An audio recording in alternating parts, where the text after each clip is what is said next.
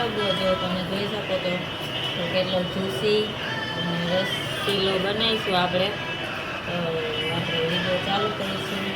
તો એકવાર ટ્રાય કરો તો કેટલું સોફ્ટ અને જ્યુસી બને છે આમળાનો મુરબ્બો.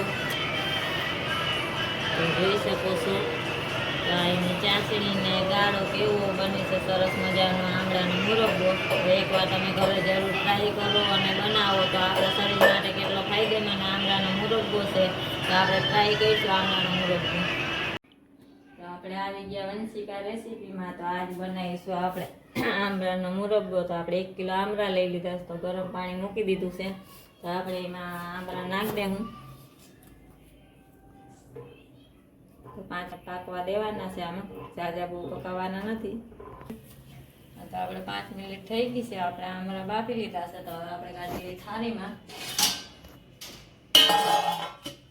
તો ચમચીથી મદદથી આપણે આ રીતે કાણા કરી લેવાના છે અંદર લગી. તો આપણે બાફી લીધા હોય પહેલા તો કાચા આમળામાં આ રીતે કરી શકો તમે. તો એમાં બહુ કડક હોય ને એટલે વાર લાગે. તો આપણે નાખીશું એમાં આમળા. માથે નાખી દેવાનું ખાંડ.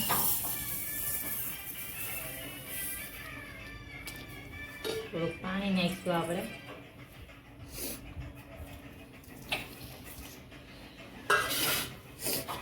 તો આપણે આને મિક્સ કરી લઈ.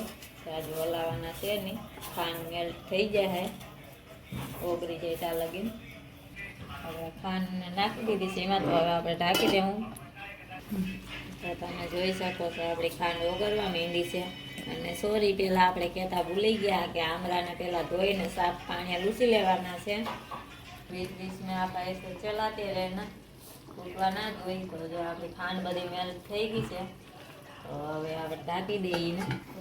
વૈસમાં આપણે ચલાવતા જાઉં. તો બહુ આપણે આમથી નામ કરવાનું છે નહીં, ઉલટ પુલટ જ ખાલી કરવાના છે. આપણે આમળા તૂટવા ના જોઈ.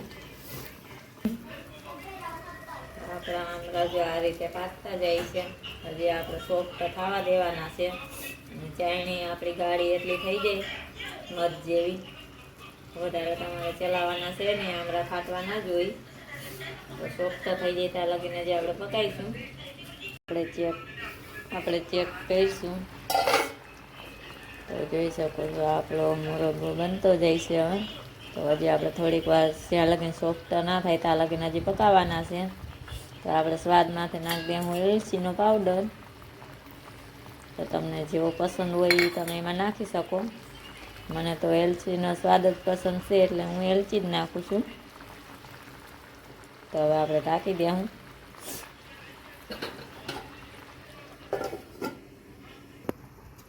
આપણા આમળા પાકવા લાગ્યા છે. એમાં ચાસણી એકદમ ખાવા માંડી છે. તો હજી આપણી ચાસણી પણ થોડી થોડી કાઠી ખાતી જાય છે. તો હજી થોડીક વાર પકાવીશું. એકવાર જરૂર ટ્રાય કરો.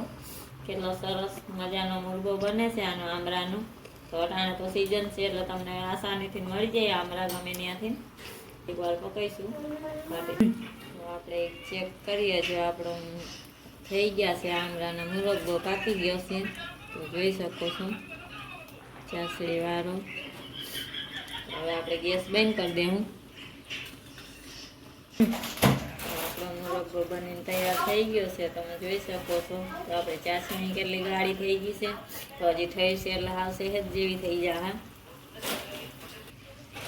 તો તમને આ મુરબ્બો પસંદ આવ્યો હોય तो तमें आ मुरब्बो पसंद आयो हो तो लाइक कीजिए, शेयर कीजिए और ज़्यादा से ज़्यादा सब्सक्राइब कीजिए और लाइक करना भूलिया गया मत तो लाइक कीजिए। तो मळशुं आपणे नवा विडियो में।